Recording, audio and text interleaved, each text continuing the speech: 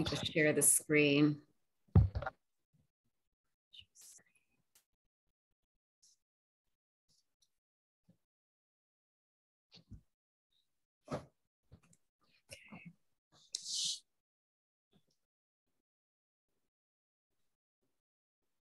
Okay, all right. This ground anointed with perfume, strewn with flowers, adorned with Mount Meru, 4 continents, the sun and the moon. I imagine this as a Buddha field and offer it. May all living beings enjoy this pure land. Yidam Guru Ratna Mandala Kam Niryatayami. Okay, and then we do another little prayer. Just it's always just 2 parts. The first part is reminding ourselves of our reliance on the Buddha and the Dharma and the Sangha. We take refuge. And the second 2 lines express our motivation. Vanessa will put it up for us. There we go. So the second 2 lines, so I'll say it the first time in English, a little bit longer, and then I'll sing it 2 times in Tibetan. So we're saying, until we are enlightened, we're going to rely upon the Buddha, the Dharma, and the Sangha. And so and then we think about the virtuous karmic seeds that we plant in our mind, just simply by listening to these teachings, may they ripen in the future as our Buddhahood. So then, of course, we're qualified to help others. That's the idea. Sangye chadam soke chognam la janchu badu dagni kyapsu chi dagi chonyen gipe sonam ki drola penche sangye drupa shog sangye chadam soke chognam la janchu badu dagni kyapsu chi dagi chonyen gipe sonam ki drola penche sangye drupa shog. All right, people. So it seems like we want to talk today about how we purify karma. You know, if we look at this packaging of the teachings, as we know from the Tibetans, this Lam Rim, the more and more we become familiar with it, the more it helps us, really, really does help us. Initially, we can't see it, you know. I know when I first heard the Lam Rim, I just thought it was these weird ideas. I had no idea what it had to do with anything. But as you learn to hear it more and more, you really hear that it's taking all the Buddhist teachings and presenting them in a very progressive order, a logical order. The logical order in which we learn anything is the simplest to the more advanced to the most advanced. And it's exactly like that. Initially, it mightn't appear that way. So the first level, you know how they always refer to them as like the teachings of the first scope, the middle scope, the great scope. They talk like that. Or as Lama Zopa Rinpoche, by kind of respecting the lineage, he would say it's the first part of it is the teachings and practices suitable to the disciple of the least capability. And the second level is the teachings and practices suitable to the disciple of the middle capability. And then you've got the greatest capability. So, you know, it's first scope, second, middle scope, great scope, if you like. So another way of putting it, and this is, I repeat this all the time, is there's 2 wings of the bird. It's a nice analogy, but it really works. So this first and second scopes is the wisdom wing, and it's all the nuts and bolts of all the practice that we do to put ourselves together. There's no discussion about compassion. It's all about ourselves. It's all about the 4 noble truths. What is suffering? And Buddha's not talking to someone else. He's talking to us. So we identify suffering. Then we identify its causes. And then we learn how to want to go beyond suffering and its causes. And all this is the work that we have to do to put ourselves together to some degree so that we can then go to the great scope, or if you like, the compassion wing. And now we're qualified to help others. We've got to take care of ourselves first. And that's really the point. So this discussion about karma is the first scope. I mean, the teachings of karma run the universe. The teachings of karma is Buddha's explanation of how the universe exists, and everybody exists within this natural law of karma, as we've been talking, you know. And so if we really understand, taking it as a hypothesis, of course, because we don't have clairvoyance, we can't remember a past life, we can't see a future one. So it's a pretty different, philosophical view for us coming from the materialist world, or even in coming from the Jewish or the Christian world, it's quite different. So we take that as our working hypothesis, that we come into this world programmed with our own stuff, not with mummies and daddy's stuff, not with the stuff of the grandmas and the grandpas and the monkeys, not like that. That's a very different model, so it takes a while to sort this one out for our minds, that we are the ones who come into this life programmed with our own tendencies, our own actions, and we've got this marvelous potential to be happy and less suffering. So one of the practices at the very first level is abide by the laws of karma on the one hand, don't harm others. Why? Because you don't want future suffering. But the second level of practice, the second practice to do in relation to karma, so the first level is at least using the analogy of seeds and fruits, which is what Buddha does, that's a good analogy. First of all, when you start to learn botany, you start to realize you don't want weeds in your garden. So the first step is to stop growing weeds. This is obvious. You can't, even if you keep pulling out weeds, but you keep growing them, there's no benefit. So the very first level of practice, absolutely starting point, is obvious. You first at least stop growing weeds. That's the idea. That's the idea. You don't worry about growing flowers yet. And you don't even worry about pulling out the previous weeds yet. You stop putting in new weeds. Of course, we don't think about that in botany because weeds seem to come. But take that as your analogy. It's a very logical one. You've got to at least stop sowing more weeds. The first level of practice. And what that means for the Buddha is don't do actions which are actions that harm others, but which crucially, and this is the basis of his advice to us, are actions that if we do them will produce our future suffering, because we create ourselves basically. So by doing negative actions, we produce some kind of awful person. It's sort of fairly logical. If you think you produce yourself and you go around killing and stealing and lying and bad-mouthing and cheating on your partner, I mean, what do you think what kind of person you're producing? It's sort of obvious. But we have this weird view of punishment and reward, don't we? We think if no one sees me do it, I get away with it, which is very schizophrenic, quite frankly. That's like thinking if your doctor doesn't see you smoke, you won't get cancer. It's like ridiculous. So this is one of his accountability. The Buddha says, at least stop sowing seeds in your garden that will produce future suffering for you. Stop sowing the weeds. Stop growing the weeds. First level. Then, of course, it's obvious, once you get a handle on at least don't sow more weeds, you now can start pulling out the weeds before they ripen. You get rid of the seed, you dig deep in and you grab them and pull them out before they even ripen. That's what purification means. That's what purification is. And as Lama Zopa says, we are insane not to do this practice every day. And why? It's because gardens are very dynamic. You don't have to grow weeds and flowers for things to happen. There are seeds already in the ground and they're going to grow like crazy. You've got to get in control of it. So purification is, and somehow it's something you do at the end of the day. It's very practical to finish your day with it. As Lama Yeshe says, then you can go to bed with a happy mind, So this is the basis of the first level of practice. At least stop doing actions with your body and speech and eventually with your mind that will ripen in the future as your suffering. That's the basis of Buddha's instructions, Buddha's advice about abiding by the laws of karma. It's not punishment, as I keep repeating, we have to keep repeating it. It's not reward because there's no punisher, there's no rewarder. We are the boss. So, and the whole basis of abiding by the laws of karma is that you don't want future suffering. The analogy, of course, in ordinary life, which we understand, is you don't want future cancer, don't smoke. You don't want diabetes, or don't eat your sugar.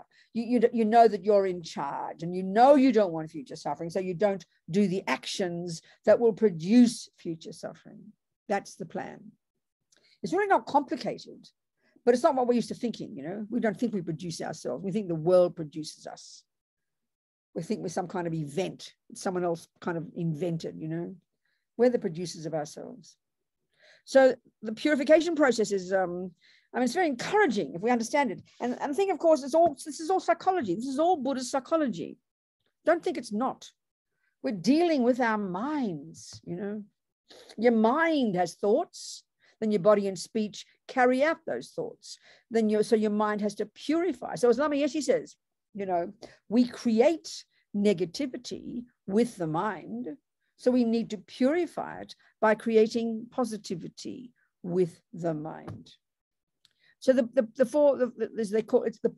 practice is referred to usually as the four powers, the four opponent powers, something like that, And as I said, it's a psychological process. So of course you can do it very formally. Like if you've done a Vajrasattva retreat, you have this sadhana, you have your bells and your whistles and your dorjis, and it's very religious sounding.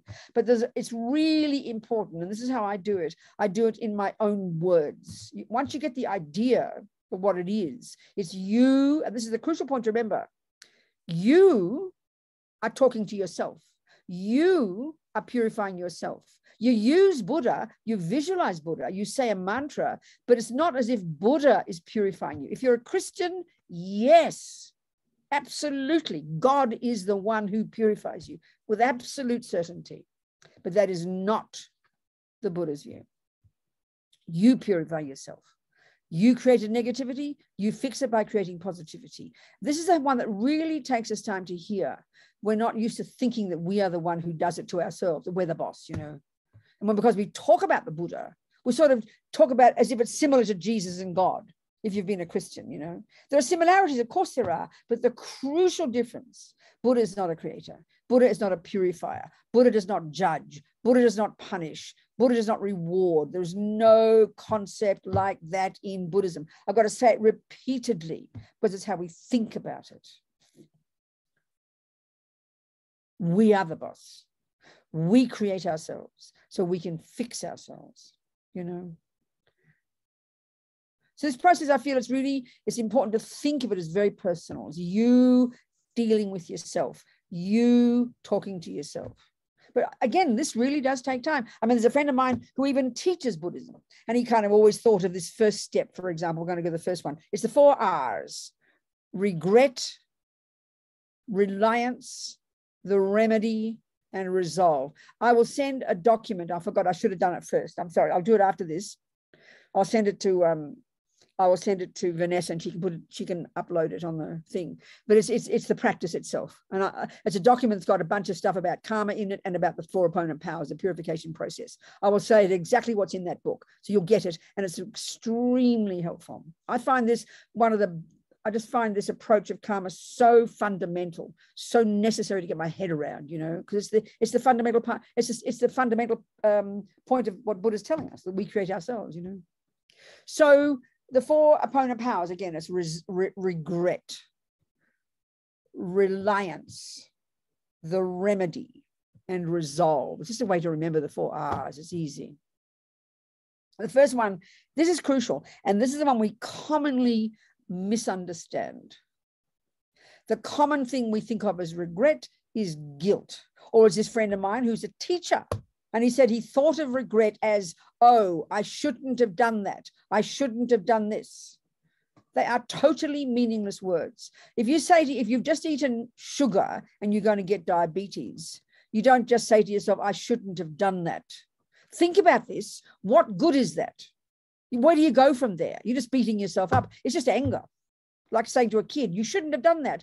But thanks a lot. You've done it. Now what? So you've got to take the action. So regret is a really simple attitude.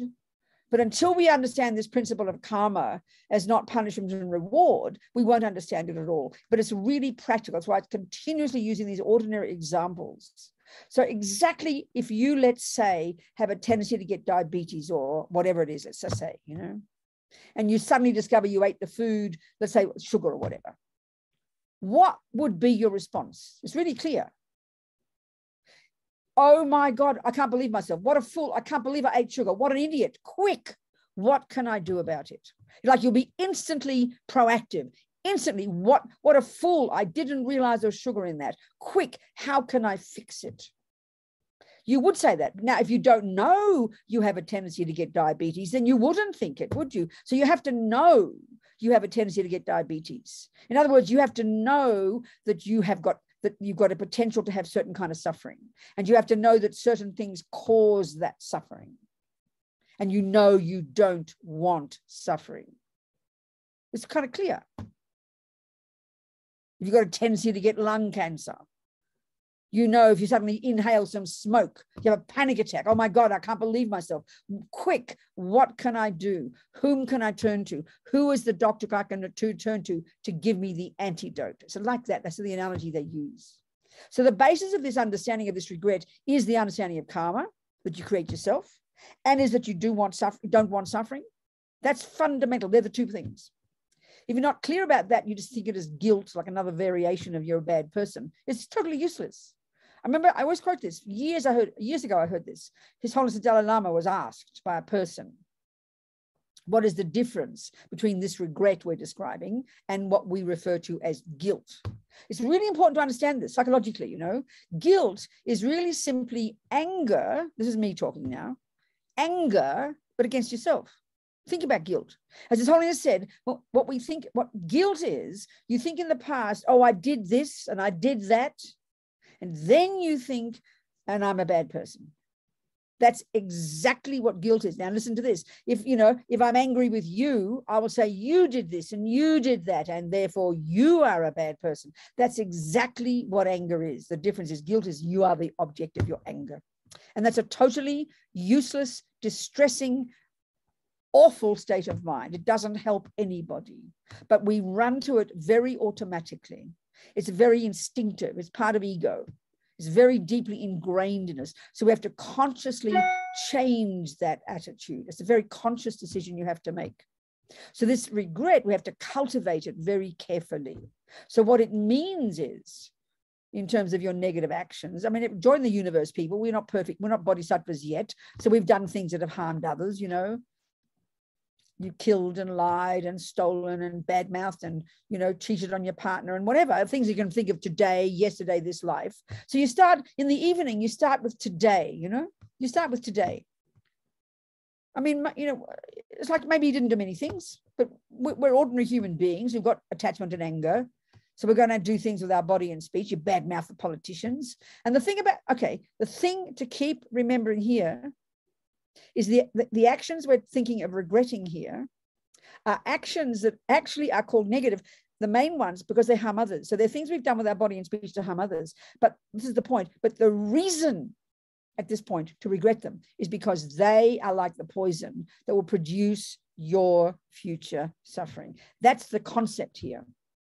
The usual one is I harmed somebody, so I'm a bad person, I'm guilty, you know. That's the typical view we have.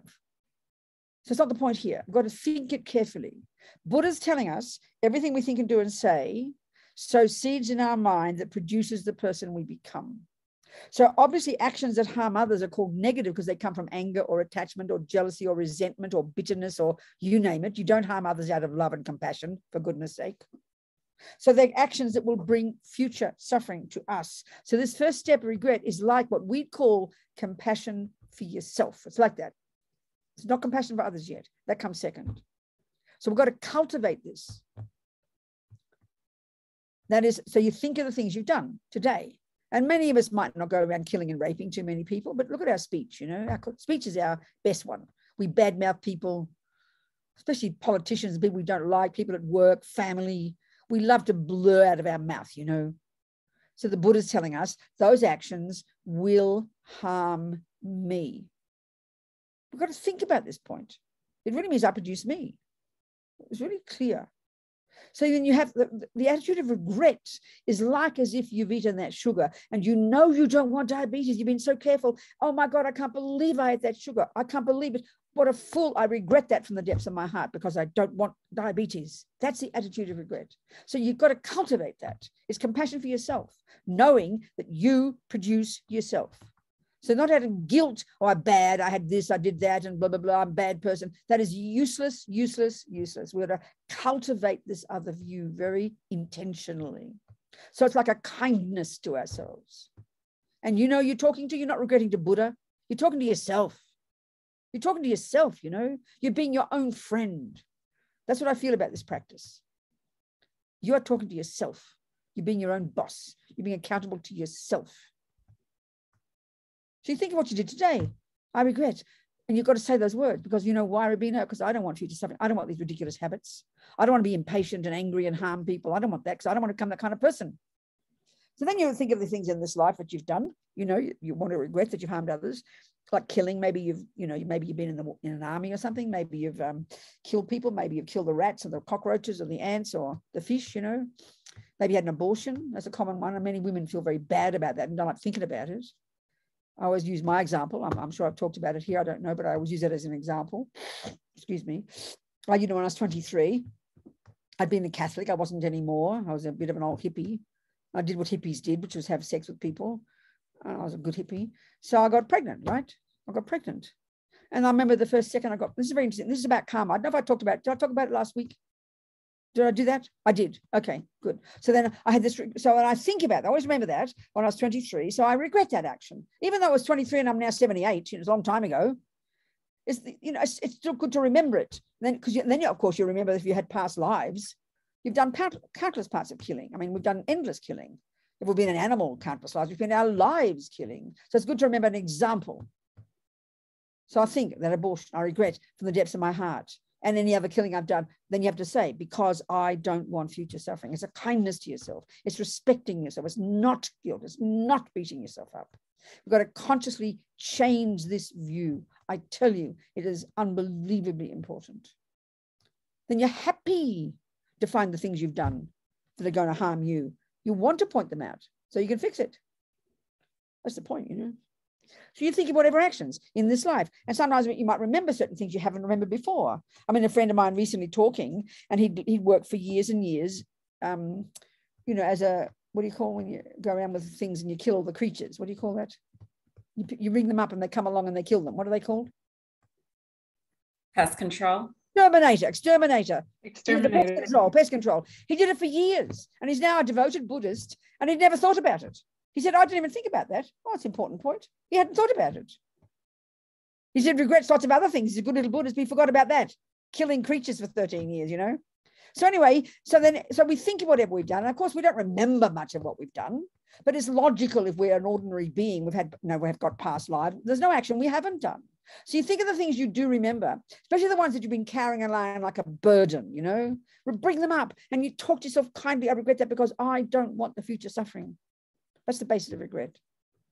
And then you think, and whatever I've done since beginning this time with my body and my speech, because we're dealing with actions that harm others first, which is body and speech. I regret because I don't want future suffering. That's the conclusion, because I don't want future suffering. That's the basis of regret. And then, of course, you can also regret your own ridiculous, your mind, your anger, your jealousy, your resentment, your depression, because that totally harms you, you know. So it's really a kindness. Regret is like acknowledging the things you've done that harm yourself. Regret's about you, compassion for yourself. Then you can think, well, whom can I turn to? Where's the doctor? Who can give me the antidote to this? I want to fix it. I don't want future suffering.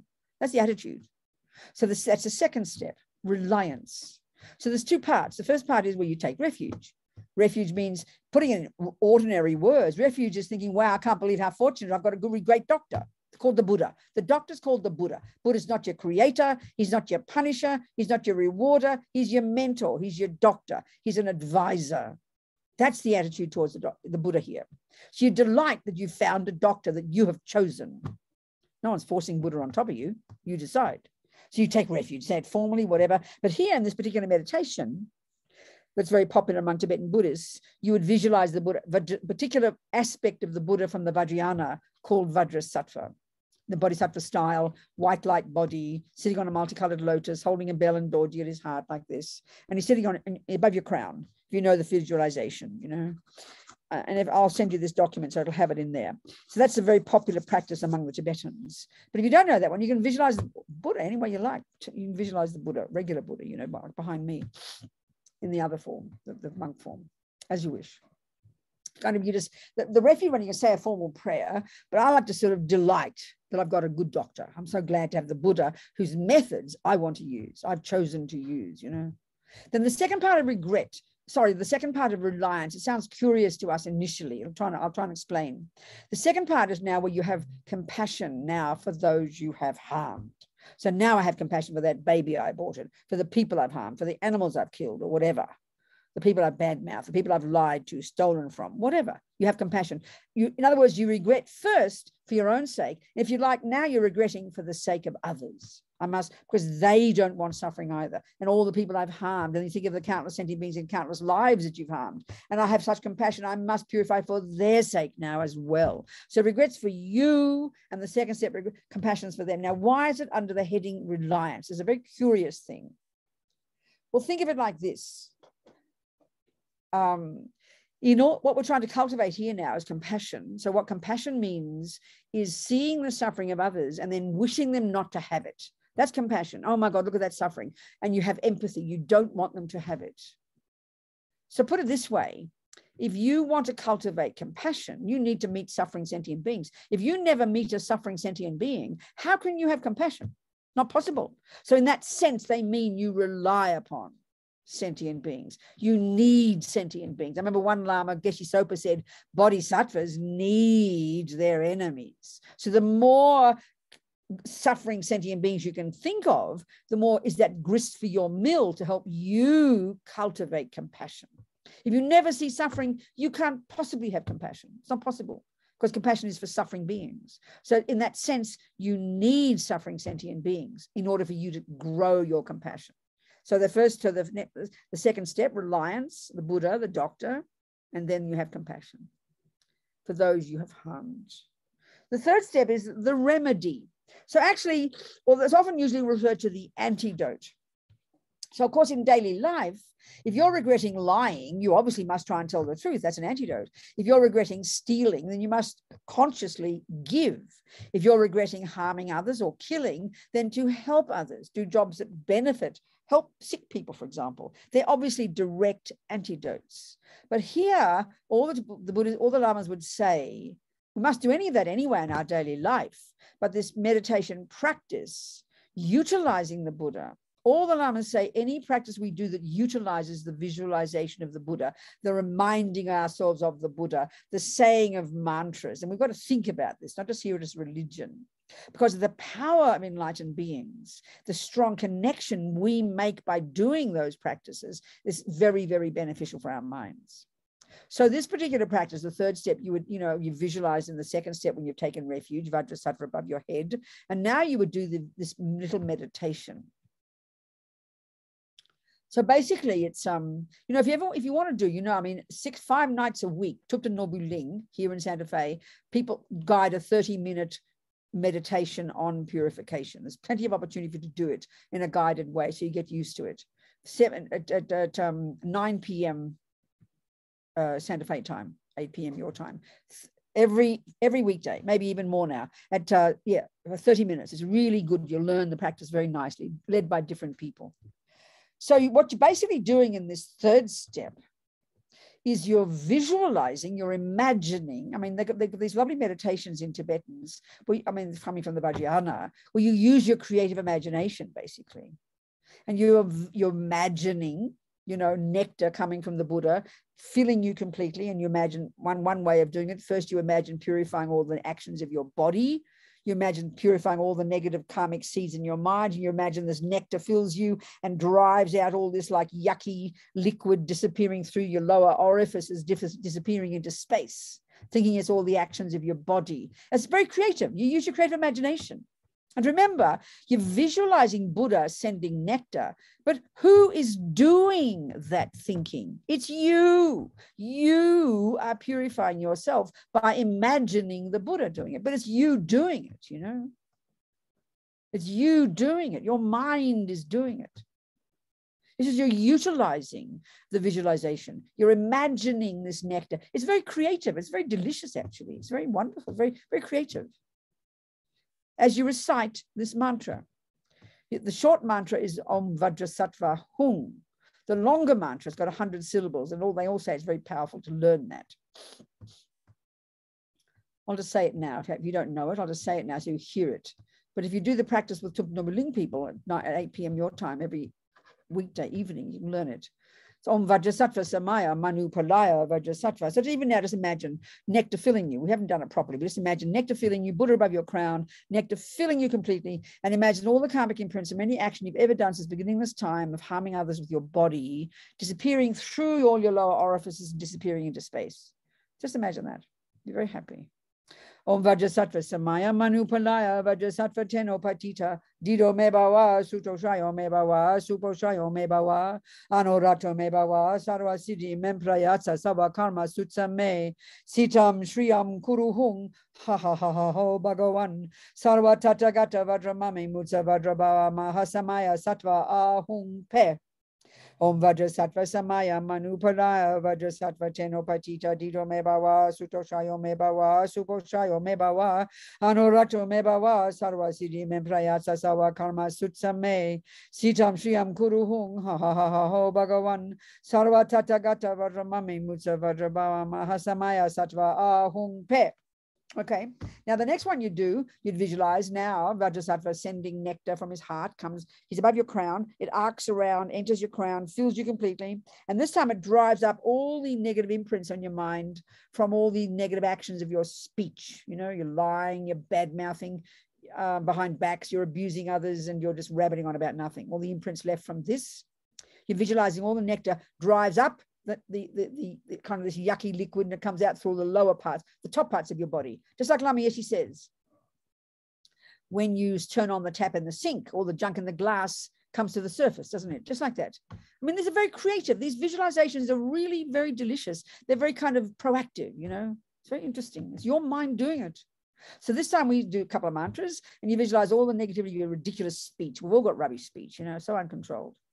And all the nectar drives it up throughout the top part of our body, disappears into space, not one atom left. Om Vajrasattva Samaya Manupalaya Vajrasattva Teno Patita Dido Mebawa Sutoshayo Mebawa Suposhayo Mebawa Anurakto Mebawa Sarva Siddhi Meprayasa Sawa Karma Sutsame Sitam Shriyam Kuruhung Ha Ha Ha Ha Ho Bhagavan Sarva Tathagata Vajramami Mutsa Vajrabhava Mahasamaya Sattva Ahung Pe. Om Vajrasattva Samaya Manupalaya Vajrasattva Teno Patita Dido Mebawa Sutoshayo Mebawa Suposhayo Mebawa Anurakto Mebawa Sarva Siddhi Memprayasa Sawa Karma Sutsame Sitam Shriyam Kuruhung Ha Ha Ha Ha Ho Bhagavan Sarva Tathagata Vajramami Musa Vajrabhava Mahasamaya Sattva Ahung Pe. Full of this delicious nectar, all the negative speech gone. Thinking this, your mind thinking it. So now the third one you do is you'd visualize, this time Lama Vajrasattva sending nectar, light from his heart, arcing around. I don't know if a light arcs around, but never mind, you can pretend.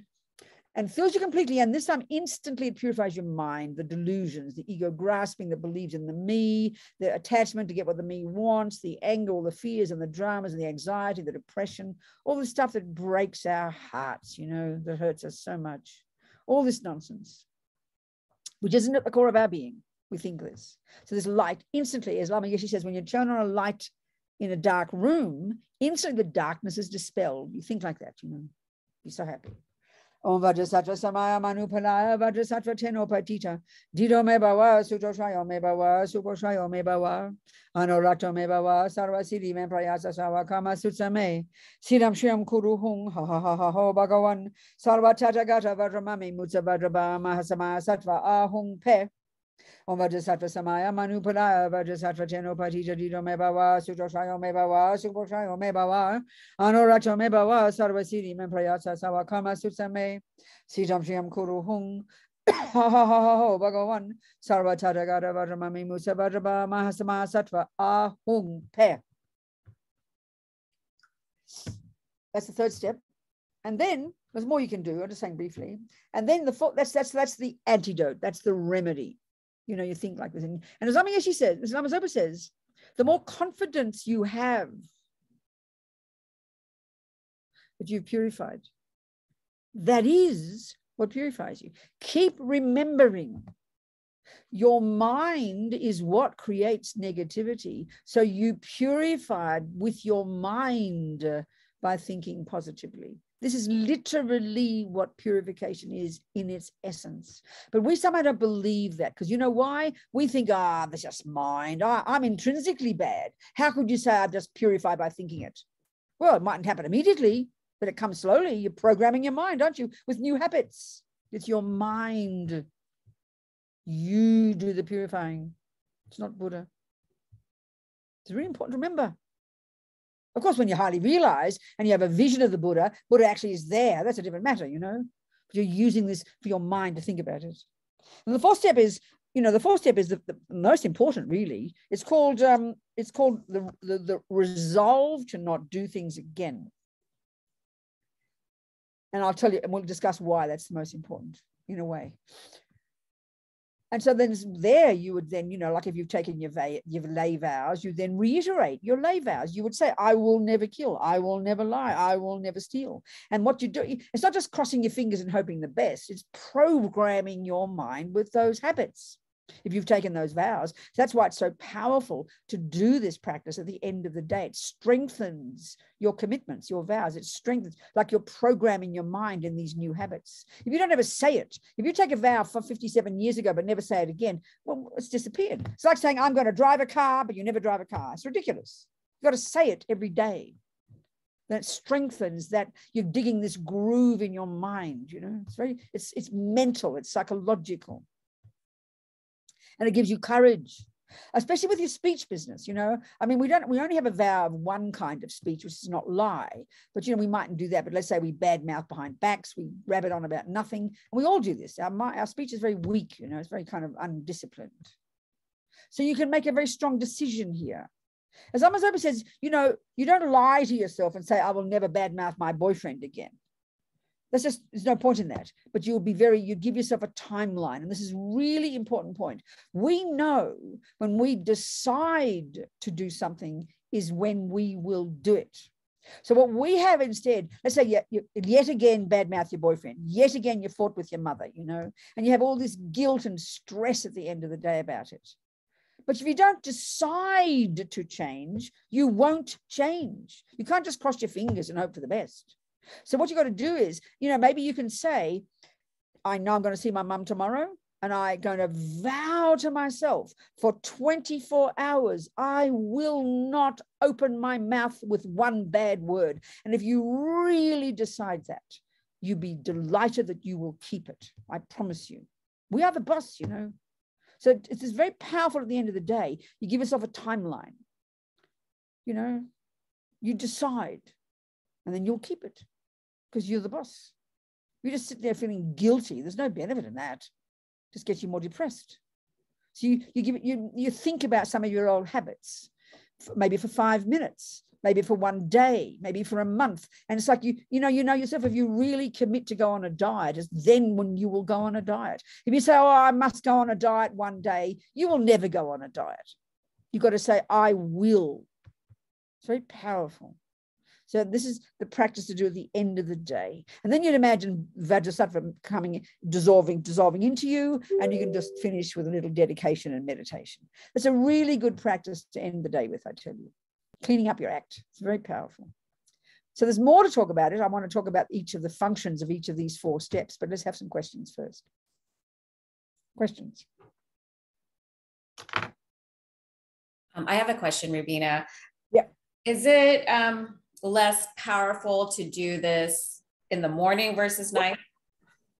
I just think psychologically, it makes sense to the end of the day because you've had this day. That's when all the dramas have happened. The morning is like a day is fresh in the beginning of something. Of course, you can do it then, but it just makes sense. It's psychologically good at the end of the day. Then you can really sleep well because a day builds up energy, But of course, do it in the morning as well, whatever you like. But I think nighttime just makes sense. The practice is powerful all the time, but just psychologically for our own lives, the way we are with our lives. Of course, obviously, if you're a night worker, then the morning is the time. It's before you go to bed, basically. Mm-hmm. I think we'll find that. It's very practical. Do you understand? Yes. Yeah. What else, people? Questions? Any kind of question? Yes, Carol. Yeah, it's Carol. I was just going to say that you could do just the step 4 as a commitment for the day if you're starting the morning with just a resolve. No, that's a good point. It's a very good point, Carol. I was going to say that actually. But once you've done it at night, let's say I know I'm going to see my mum tomorrow. I know my danger area. And so at the night I will vow. And then tomorrow morning when I wake up, I'll remind myself of that vow. Do the resolve. Good point. Very good point. Yeah. I just thought that would be a great way to start the day. Absolutely. But if you do it at night first, and then you remind yourself in the morning, you're going to see your mum today, you're going to see those particular people at work today, you're going to watch your speech like a hawk. Good point. Yeah, absolutely. And then throughout the day as well, remind yourself. Absolutely. Good point. Thanks. Yeah. What else, people? Hi, Venerable. It's Layla. Hello, Layla. Talk to me. Hello, darling. What if you're not trying all that hard to not do the silly things? and then you regret them at the end of the day. That's a very curious So, question, Layla. What do you think about that? It's like saying, I'm not really trying very hard not to eat sugar. And then I regret eating that's sugar. exactly right. What if you're not trying very hard not to eat sugar, and then you get to the end of the day and you regret eating the sugar, but the next day you don't try very hard again? Well, I think you're just defeating yourself. I mean, I think psychologically you'll go crazy if you do that. I mean, that's a schizophrenic. I don't care if I kill today, and then the end of the day I regret that I killed. And then tomorrow I don't care if I kill. Excuse me, you split your head in half, you're going mad. It's not mentally healthy to be like that. Mm-hmm. I mean, it's sort of you're thinking, well, I eat sugar all day, then at the end of the day I can regret it, then I'll fix it all up. I don't think it's like that. It's not like that. I don't think it's not psychologically, it doesn't make sense. Do you understand my point? Psychologically, it's just not very healthy to think that way. There has to be an intention throughout the day. But don't you think so? I mean, surely. Try hard enough. But do you not think so? Does it make sense to you? No, I do. It makes a lot of sense. It makes sense to me. I mean, of course, no one's forcing us. But I know, but no one's forcing us not to kill or steal or lie. It's up to us to decide we don't want to do those things. And we've got to decide why we don't want to do them, because I don't want to harm myself. If it's just out of guilt and shame, you'll go mad. You'll kill yourself because you'll think you're such a horrible person. So it's got to be in a healthy attitude. It's got to be psychologically healthy, which is this view that you are the one who produces you. So it demands a bit of thinking like that and accountability. Otherwise, it's just this typical religious guilt. You understand? And then sort of like thinking I can be forgiven for it. So it's like you smoke your cigarettes all day, then you go to your doctor, oh, please forgive me for smoking. Then she'll get you off the hook and you'll start smoking again the next day. It just can't work like that. It's not possible. It's just not practical. You get my point? There's no accountability in that, in other words. It's just pretending. I do. I get it. Thank you, Lo. Thank you. Who else? There's a question in the chat box. Yep. How do you find the seeds before they ripen? I know that's it's an odd one, isn't it? We're saying it that way. Saying it that way. Well, put it this way: given the Buddha's view that we've had countless lifetimes, then we can deduce, I'd say, fairly logically, there's no action we haven't done. So that's the view you take. So there's no action we haven't done in the past. And we're talking here, there's no action we haven't done out of anger and attachment to harm others as well as harming ourselves. Think of it very generally, you know. I mean, if you look at the world, you see, what do you see? You see anger, you see jealousy, you see resentment, you see people killing, you see people stealing, you see people lying, you see people harming people physically. And we can see what's coming from. I mean, there are variations of these actions, you know, but in the end, it's pretty straightforward. So if we think that I've had countless past lives, and that's up to a person to decide, then it makes sense that you've done all of those actions. They're sitting in your mind, these seeds, latent, waiting for the conditions to ripen. But even if you don't want to think about past lives, then even in this life, if you think about it, being a normal human being, we don't remember 99% of what we've said and done, but we can deduce, because we know we've got anger and attachment, that we've done lots of things since we're little children to harm others. So those seeds are sitting there waiting to ripen. It's the same principle. So you can deduce logically that the seeds are there is the main point. Because you know you've got attachment and anger, that you know you've got speech, you know you have a body, so maybe you've got a tendency to maybe take things that don't belong, maybe you've got a tendency to say bad words to people, so you know you've done lots of those in the past, just in this life, and they haven't ripened yet, so you want to pull them out, you want to put atomic bombs under them before they ripen. So it's more like a logical deduction that all those seeds are there. So you want to get at them before they ripen, which makes sense. That's the attitude, that's the idea. Hope that helps. Also, a same person asked, if I can't trap a rat, is it right to kill it as painlessly as possible? Well, I mean, okay, all I can do is talk about the Buddhist view about killing. All I can do is talk about the Buddhist view. You have to make your own decisions based on that. All I can do is tell you, and I don't know the question, whether you're a Buddhist or not. I can't tell. I'm not sure, but let me answer. All I'm saying is the Buddha's view is the fundamental view that's underneath this practice, the fundamental view that permeates the entire Buddhist worldview, is that everything we think and do and say, everything we think and do and say, every millisecond of what we think and then do and then say, just naturally programs our mind with those mental, verbal, and physical actions. So what determines whether an action, because it's either negative or positive, broadly speaking, you've got negative actions, which are those motivated by anger, fears, attachment, jealousy, anxiety. They are labeled negative actions, and there's a million variations of how bad or good they are, you know, how negative they are. That's by definition what a negative action is. So an action we do that harms another, that is driven by attachment or anger, they're the main ones, is labeled a negative action. So that action will program your mind, one, with the tendency to keep doing it, two, for that action to happen to you eventually in the future, three, and other types of results, including different kinds of suffering rebirths. Any action you do that's labeled positive, actions that are driven by compassion or kindness or forgiveness or generosity or patience or whatever, that's necessarily what's called a virtuous action. So the doing of those actions will program your mind with those tendencies, and they will ripen as your happiness in the future. This is the general principle of karma. So if you take the action of killing a rat is a sentient being. Usually we kill rats not out of love, not out of compassion. We usually kill them out of disgust. Nobody likes rats. So it's aversion, it's anger, aversion. That's labeled a negative action. So you have to decide. This is the Buddhist view. So it's up to you. The point about karma here is not forget about compassion for the rat, okay? That's more advanced. In a sense, in a way, it's easier for us to have compassion for a rat. It seems weird for us. We wouldn't want to kill the rat because I don't want suffering. But that's the real point about karma, because whatever you do will program your mind. So it's up to you to decide on that basis. And if you want me to ask, if you want to ask more questions on the basis of that, then. And I'll say one more thing. I'll say that, you know, people who become Buddhists, let's say, they decide they don't want to kill. So you make a conscious decision. You take a vow. So you make your best effort to try and not kill. You decide that. I mean, I'm not saying you should decide it. If you become a Buddhist, Buddhists do that. And then I think we're very intelligent. We humans are very creative. And once you decide something, I think we find ways to avoid having to do it. I mean, we tend to think, oh, I must kill. I've got no choice.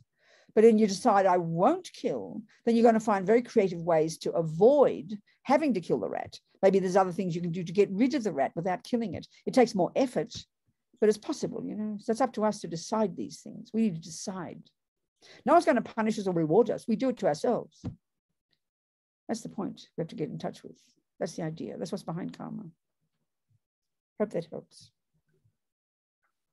Someone else, please. Any questions?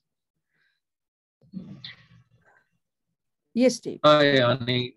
Steve here. Yes, Steve. Good. Talk to me. So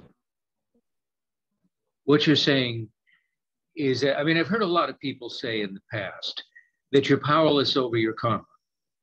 And I think what you're saying is that we are not, in fact, powerless over our karma, that we can turn it around. I mean, I think of the story of Milarepa. That's right, exactly. And that we can have done horrible things in our lives in the past, but we are still See, I think the thing that's right, Steve. Exactly, Steve. You're absolutely right. I think the thing is, the way they talk about, if we can imagine having countless past lives and can imagine we come into this life programmed with our past tendencies, in one sense, we're a bit like lemmings, but until we become conscious, we've got to become conscious. That's when we can start to change. If we just follow through karma, everyone just plays out what they feel. That's the kind of hopeless one. But once we start becoming conscious, we start becoming confident.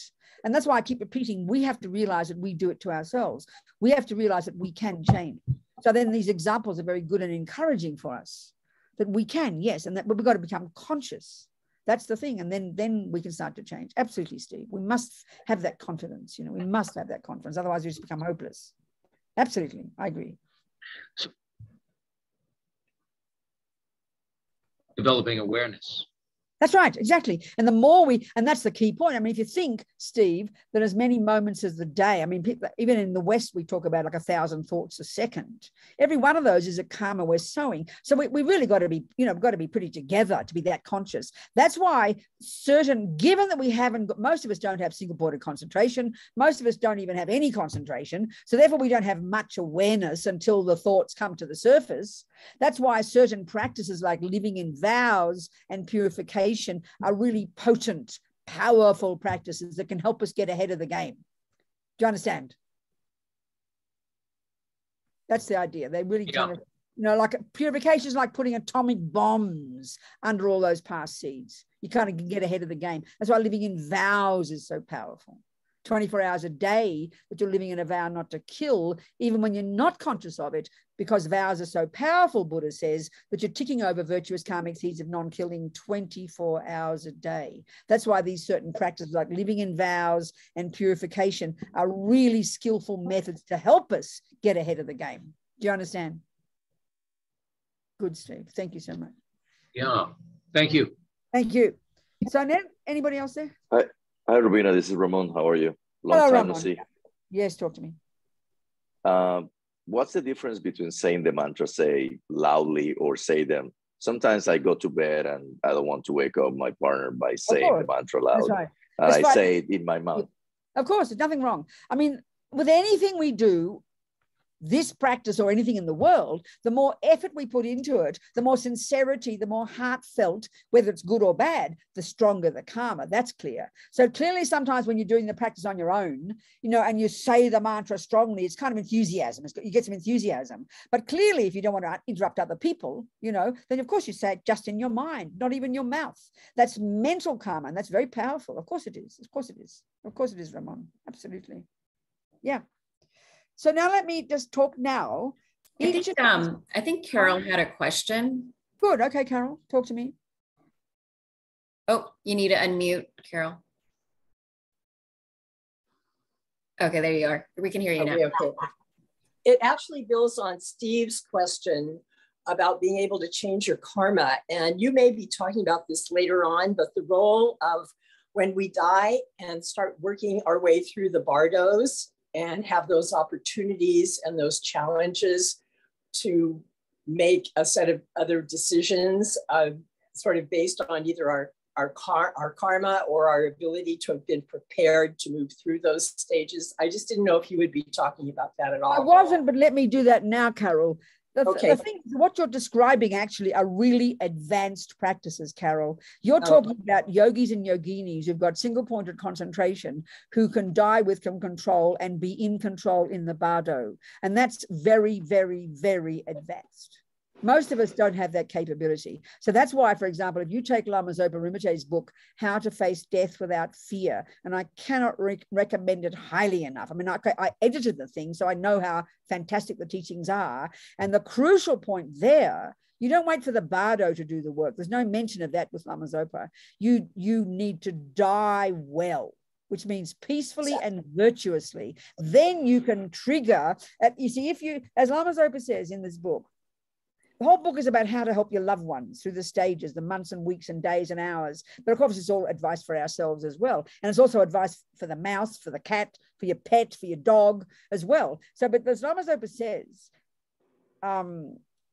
if you want to help anybody in their life, when they need you most is at the time of death. And it's a practical reason. It's because literally at the time, various technical processes are occurring that at the time the death process starts, which is at the time in the Vajrayana, it's about a couple of hours before you stop breathing. It can be a lot longer, but once you start the process of this gradual deconstruction of the components of the person, then about before you stop breathing, which is the fourth of the 8 stages of this process, before you stop breathing, that's when very precisely the karmic seed among the millions in your mind that will be determining your next life will be triggered. And you want a positive seed to be triggered because you want a human body, not a dog's body or a mouse body.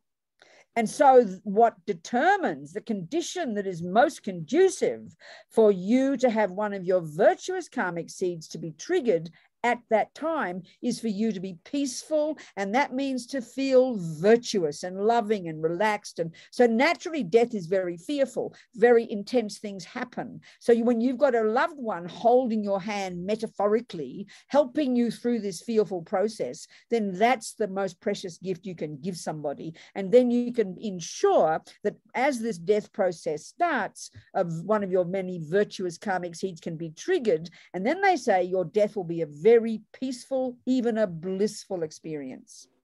Once that starts, and that usually it kicks in before you stop breathing. I mean, there's many stories about people who die, a negative seed has been triggered, and they have the most fearful, horrific deaths, you know, like they're seeing visions and like nightmare, and people who die blissfully. A friend of mine, for example, in Vajrapani Institute in California, it's like 40 years ago, Australian fellow who was married to one of the women there. And he was working on the roof of the Gompa, and he fell off the roof, and he died in his wife's arms. And she said he was radiant.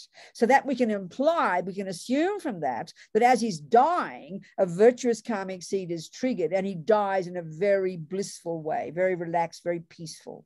So this is the most precious gift we can give anybody, because that's when the work is.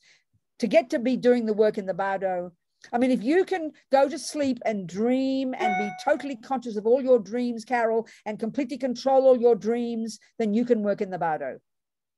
So it's a really advanced practice for the yogis and yoginis. No harm in trying, do you understand? But you've got to die properly first to trigger one of your virtuous karmic seeds. Yeah. Well, that was my understanding. To have a good death, you need to have a good life. That's exactly, and well, yeah, that's exactly right. Or even you can be fortunate, can turn your life around to the last minute if you've got virtuous karmic seeds there, and you can help a person have those triggered, including for your dog and your cat. You know, if you like, your doggy adores you, if you've got a little doggy, and so your little doggy, if you're taking care of your little doggy while it's dying and not just putting it to sleep, as we say, but, you know, but helping it, letting it hear mantras, that can help trigger a virtuous karmic seed for your dog, and they can get a human rebirth, you know. So it's the most precious time to help people. And Rinpoche really clearly talks about it in this book. I highly recommend it for anybody. Thank you. Yes, I've had it recommended. Yeah, thank you so much, Venerable. Good, Carol. Thank you, darling. Thank you. So let me now talk about each of these 4 steps of the purification practice. Altogether help purify negative karma, but each has got its own specific function. So, you know, we talked, I think must be last week, about the four conditions. No, there are 4 ways our karma ripens. One is a type of rebirth. One is a tendency to keep doing that action. One is to have that action done to you.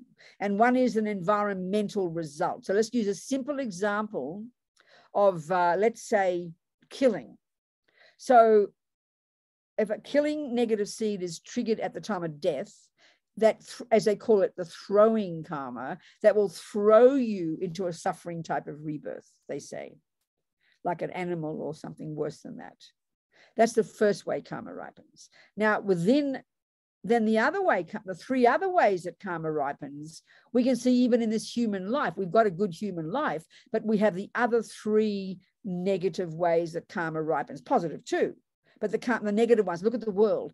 People are born with a tendency to kill. Some people get killed, and people have like a very suffering environment. They get sick easily. The water poisons them. The food is polluted, whatever. So they're the 3 other ways that karma ripens. The rebirth is the first one. Then the 3 residual results that can even play out in a good rebirth. You wake up as a human, and because you haven't purified killing by living in vows of killing, you wake up in this life with a tendency to kill. Look at the human world. The vast majority of the 7 billion humans have a tendency to kill. If it's not, they don't all kill humans, but they kill, you know, ants, cockroaches, rats, fish. Most religions, even with respect, teach that it's okay. You know, so it's really obvious. It's a very strong tendency. And the Buddhist view is because you haven't lived in vows of not killing, and you haven't purified all aspects of not killing. The second way killing karma can ripen, this is called the experience similar to the cause, is you get killed or you die young. Look at the world. Look at the human world. You got a human body from non-killing, but you haven't purified all aspects of killing. So you have a tendency, or you die young or get killed. Look at the humans. Babies die, children die, happy people die, healthy people die. That's the fruit of that's the fruit of killing that hasn't been purified, again, by purification in the past and by living in vows. And the fourth way that killing ripens, and COVID is a perfect example. It's the collective karma of millions of humans all over the planet that the physical world itself, which includes other humans, harm you and you get sick. So these are the 4 results of killing.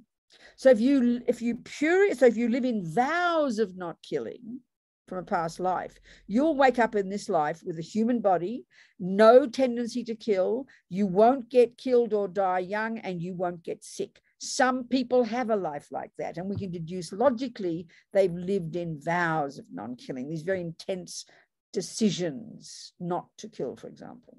So now the purification practice, these 4 opponent powers, as they call them, psychologically, each of them precisely or specifically purifies each of those 4 ways that karma ripens. All this is in the course notes that I'm going to send Vanessa.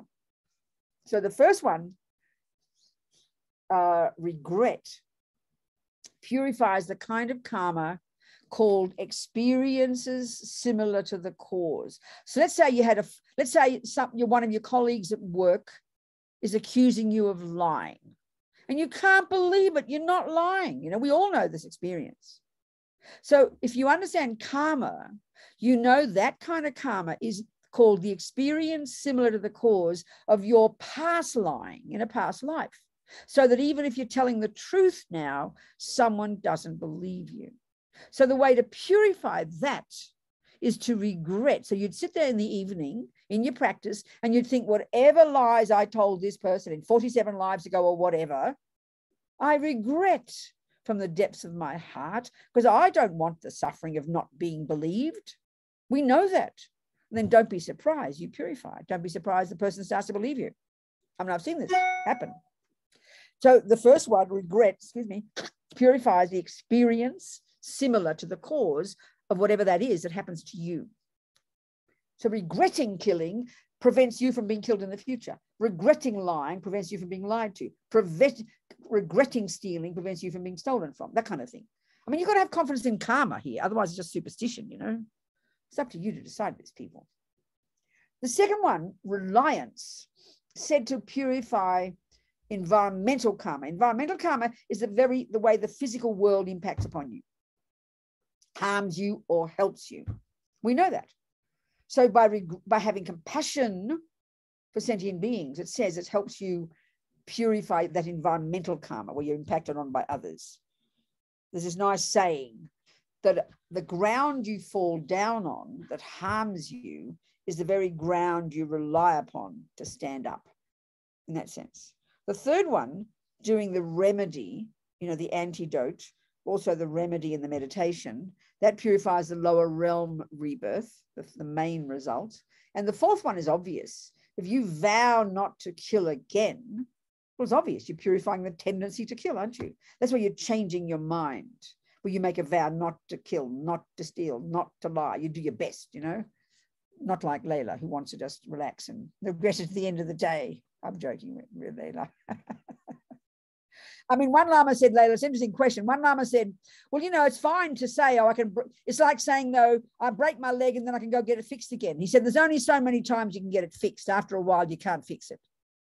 So that's a good answer, by the way. Oh, it's okay. I can fix my leg if I break it. Oh, it's okay if I go and kill. I can go and regret it at the end of the day. I can fix it. But if once the habit's too strong, your poor leg won't get healed anymore.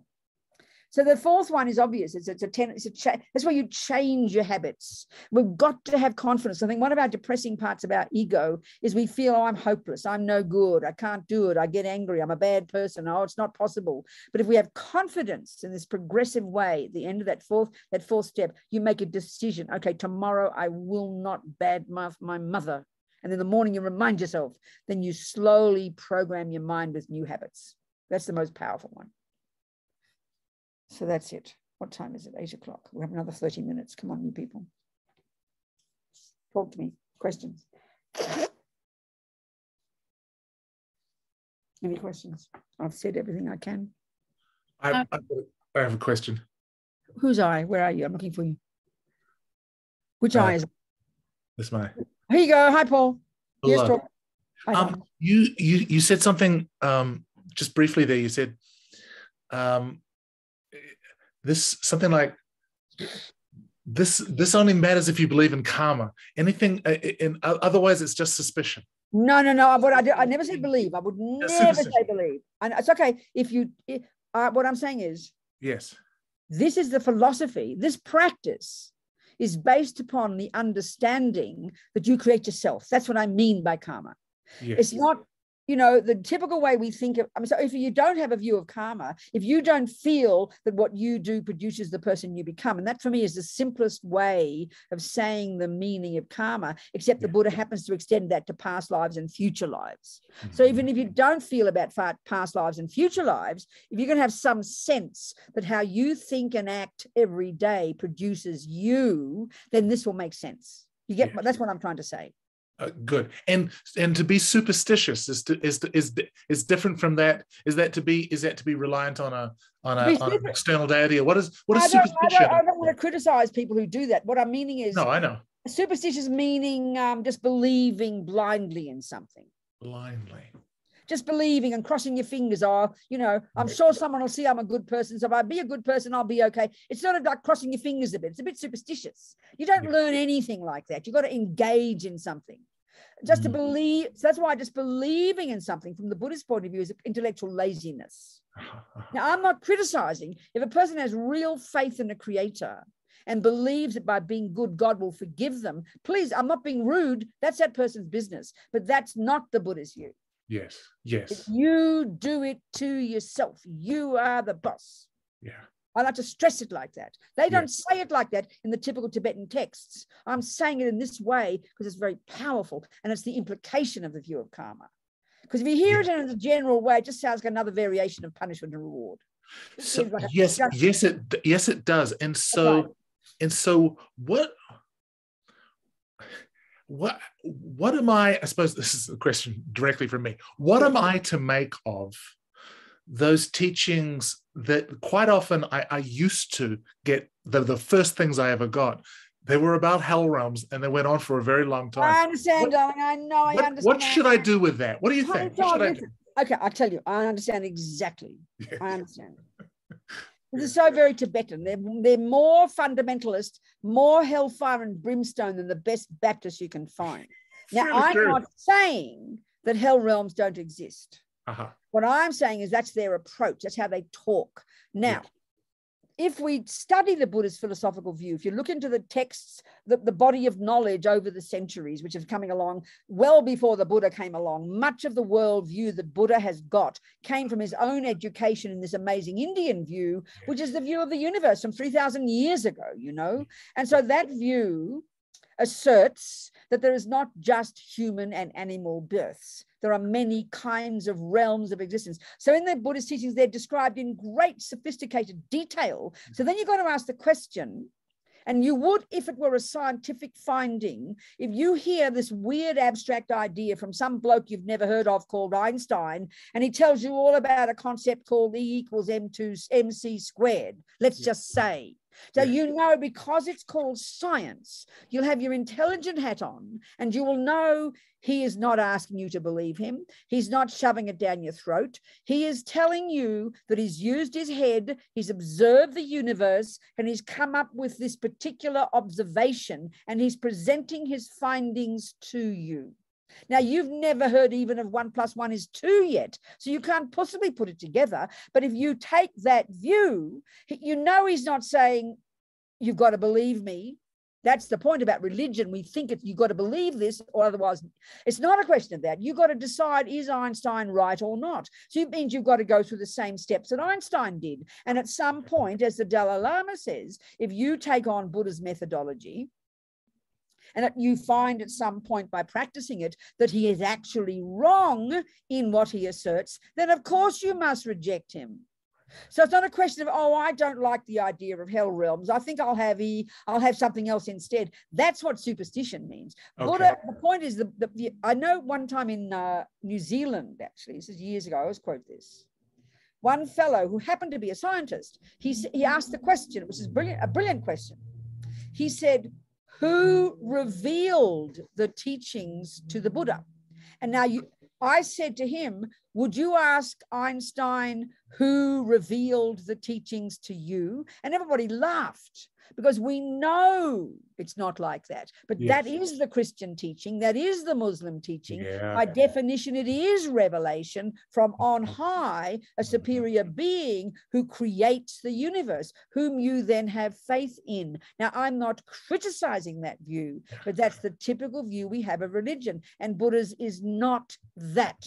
Right. It's more like Einstein. So Buddha would tell us he has observed with his own mind. There are trillions of sentient beings of all kinds of levels of suffering and happiness that are not visible to our own eyes. And that is taken on the view of the Hindus' view, coming from this single pointed concentration, which is this brilliant technique they invented more than 3,000 years ago that enables a person to go to the subtler levels of your own mind, which necessarily have a capacity to cognize phenomena that our grosser level can't cognize. So we've got to understand this. So these teachings are coming from someone's experience.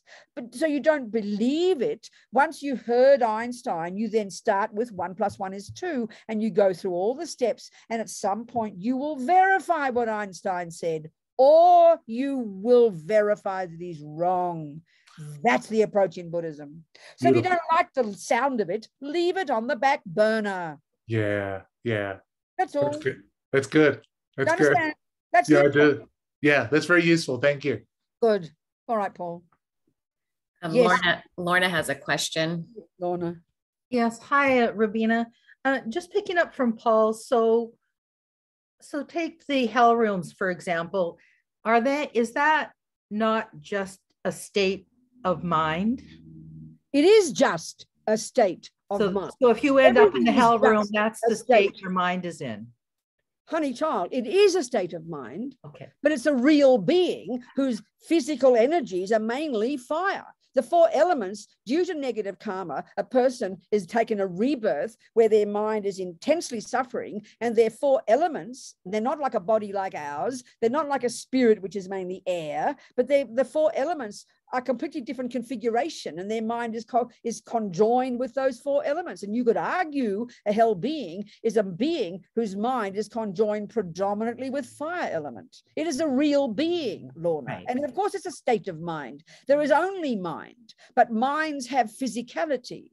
And the physicality we have, the combination of our 4 elements, is totally determined by the karma we've created. Right.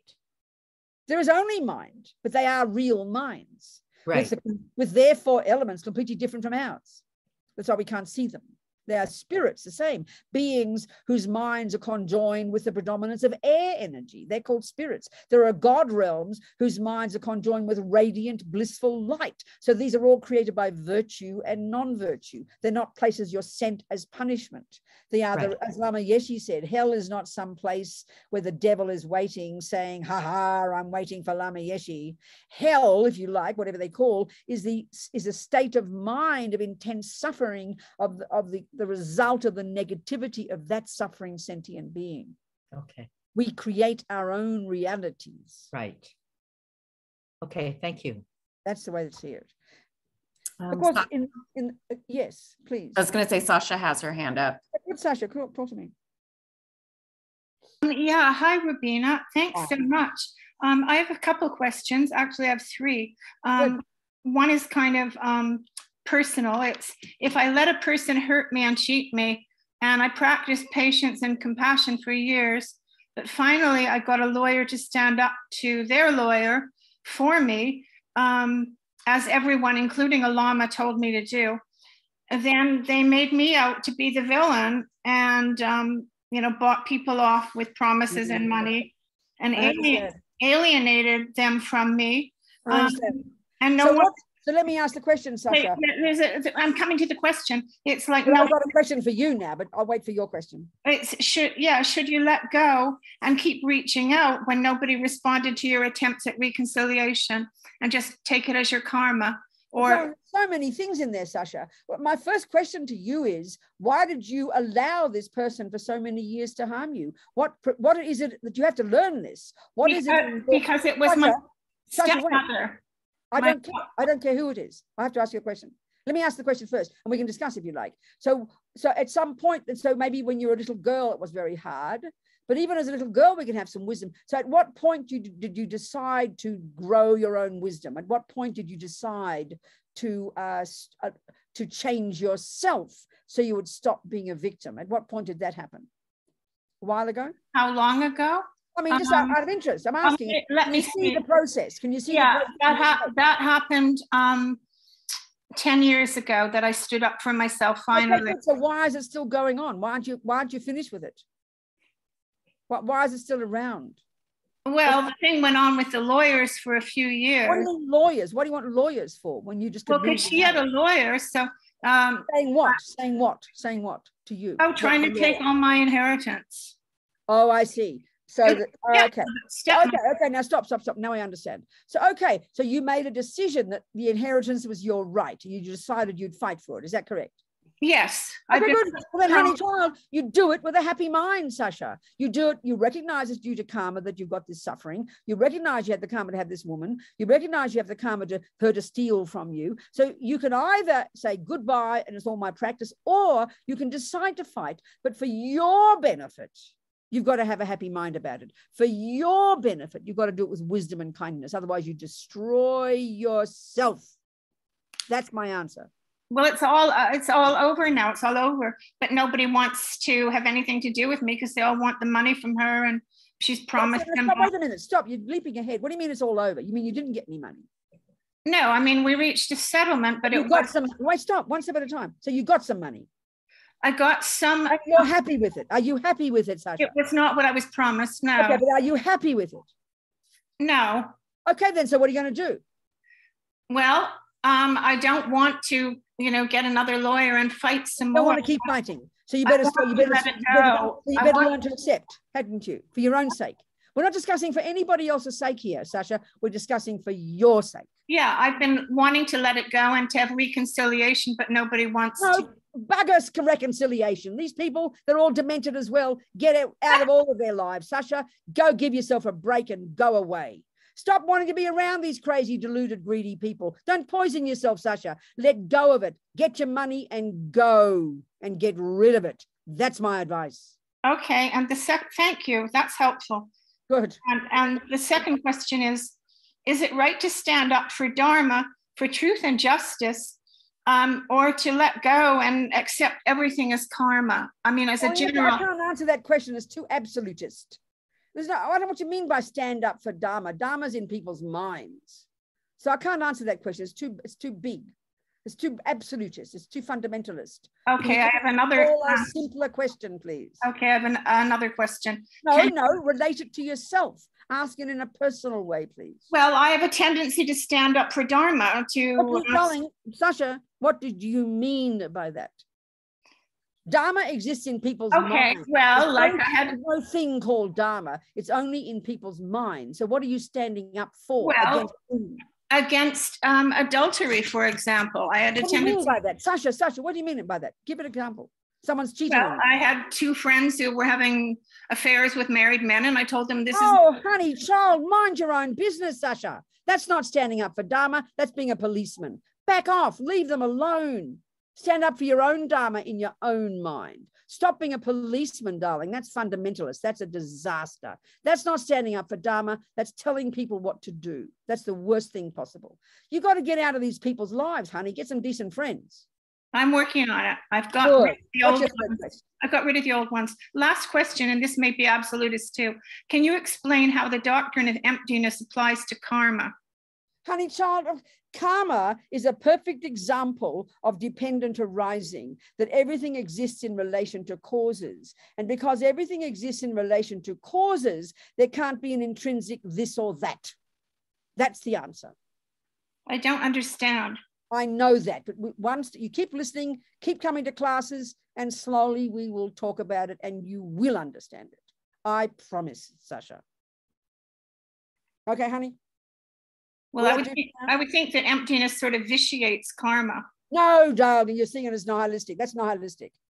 Things exist, honey child, because they are empty, not the opposite. Things exist because they are dependent arising, and dependent arising is the king of logics to prove that there's nothing intrinsic, and karma is a perfect example of dependent arising. But honey child will keep talking if you keep being around, and you'll slowly understand it. Thank you. You're doing well, darling girl. Keep moving. Thank you. All right, Sasha. I think I saw Kim's hand up. Do you have a question? I'm not sure if you're going to be able to hear me. My connection is a little weak. But Venerable Robina, we were actually in Bhutan together. Oh, can you hear me? Your voice is a bit wobbly. Okay, let's skip it. No, come on, keep talking. Come on. Yeah, I have a bad connection. We'll skip it for next time. Kim, if you turn off your camera, that might help. Do you want to try that? Okay, now you're completely frozen. Yeah. Okay. She can type the question and we can read it, or you can read it, Vanessa. Yeah, write it down, Kim. Write it down, darling. I want to hear your question. Write your question down, Kim, and we'll read it. Let's just leave it for next time. I have a bad connection. Okay, darling. Okay. Yeah, next time. Okay, sweetheart. Who else is there? Any other questions? Yeah. Questions, anyone? We have 10 more minutes. Yeah. I see Sasha's hand up. Do you have another question, or is it? What, Sasha? Or was that from before? Oh, no, I just didn't put my hand down. Okay, darling. Okay. That's good, darling. No worries. So what else, people? That's about it, maybe. Oh, good. Okay, John, she's not doing. Okay, so then maybe that's enough then. I know it's 10 minutes to go, but that's enough. I'm not sure, unless there's any other questions. We did a little meditation. Just one very quick one. What? Go for sure. No hurry. Absolutely. Come on, Steve. Yes, Steve. The Buddha has no karma, correct?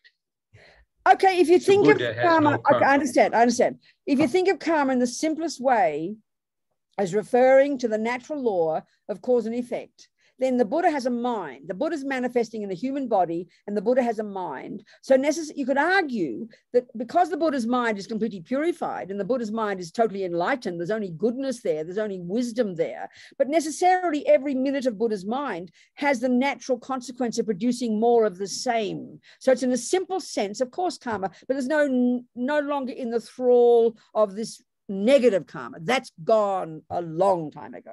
They're in total control. Do you understand my point, Steve?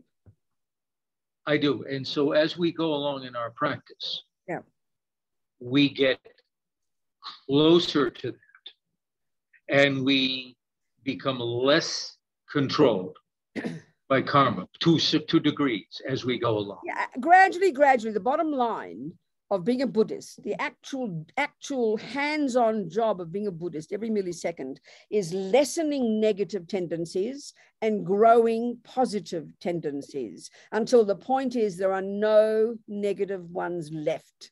That's when you're Buddha. So it's exactly right, yes. And by the time even the lowest level bodhisattvas already, they have the power because of their incredible compassion.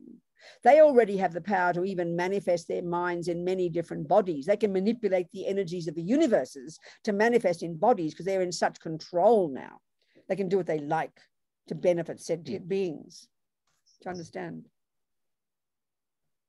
Steve? Thank you. All right, darling. What else, people? Anything else? Nothing? I have a question. So depression, like I noticed it's different for a lot of people, but when someone has a lot of good going on, great support system, good standard of living, why do they keep on getting depression? Why does it keep on returning? It's really fascinating. It's fascinating. It's a really good question, Vanessa. It's because the mind, you see, Depression is internalized aversion, and aversion is the instinctive automatic response the moment attachment doesn't get what it wants. It's this very tricky millisecond by millisecond process. Attachment is this constant emotional hunger that's always not satisfied. And when that's really strong, then no matter how much you get, no matter how many nice things, no matter how many lovely people, no matter how much money in the bank, no matter how beautiful, no matter how good the food, if your mind is always dissatisfied, then it will get upset when you feel thwarted. And some people just get angry and shout and yell, and some people go internalized and become hopeless and depressed. So depression is internalized anger, and it's the response when attachment doesn't get what it wanted. And the energy of attachment is actually dissatisfaction. No matter what, if you've got that disease very strongly, and some people do, no matter what happens, it's never enough. And that manifests as just hopelessness and depression. Things always appear hopeless to us. And it's a very common tendency in all of us, darling. It's quite a tricky one to change it. It's quite subtle. Does doing the Vajrasattva practice help mitigate the attachment? Exactly. I think this is the thing, the actual job, like I said before, the actual hands-on job of being a Buddhist is working on your mind directly, recognizing the depression, recognizing the anger, recognizing the attachment, and working with it. So, but all these other practices help you do that. Yes. The purification puts like atomic bombs underneath that enables you to see your mind more clearly. Doing your mantras, doing your purification, doing your water bowls, doing your prostrations, they're like the practices that kind of prime your mind, that enable you to see your mind more clearly, that enable you to do the work of changing your mind. Because to change your mind is a very subtle job, because we're so programmed in our rubbish, you know. So they help, they kind of give it, they're like sort of doing the weeding that makes space in the garden so you can grow the flowers and see the problems. Do you understand? Yeah. Yes, all those practices support, and then we can see our minds better and do the job day to day of applying the antidotes, noticing the anger, noticing the depression. The trouble is depression, you only notice it when you're inert in bed and you can't get up. You've got to grab it moment by moment and before it gets berserk. That's really the skill we have to learn, to grab our mind second by second and change it before it becomes too strongly depressed or too strongly angry or too strongly anxious. Those are the emotional results of not noticing what's happening in our mind until it's too late. Okay. You understand? Thank you. Good job. What do you do when it's too late? Who's asking me? Sasha. Well, honey, it's like saying you're driving the car at 100 miles an hour and you've never heard of car mechanics and you've never noticed that the wheels have been wobbling, and you suddenly notice at 100 miles an hour that the wheels are falling off. It's a bit late. So the best you can do is damage control. The same with our emotions, darling. We don't notice until the wheels are falling off. That's our tragedy. So we have to learn these awareness techniques, learn to notice the wheels wobbling, to notice the anger when it's small, to notice the attachment when it's small. That's our job long term. That's the learning. Thank you, darlings. Jangchob, Semchog, Rinpoche, Makye, Panam, Kyeguchi, Kyepan Yampa, Mepa Yang, Gongne, Gondu, Palbashog. May compassion grow and grow in the hearts of all. And may we never give up and keep moving and never give up and never give up and never give up. That's all I can say. Thank you, everybody. Thank you, Betty. Happy to see you, darling. Okay, sweethearts. Goodbye, everybody. Thank you. Thank you. Thank you, Vanessa, so much, darling. Thank you, everybody. Bye. Thank you. Thank you, Robina. Thank you.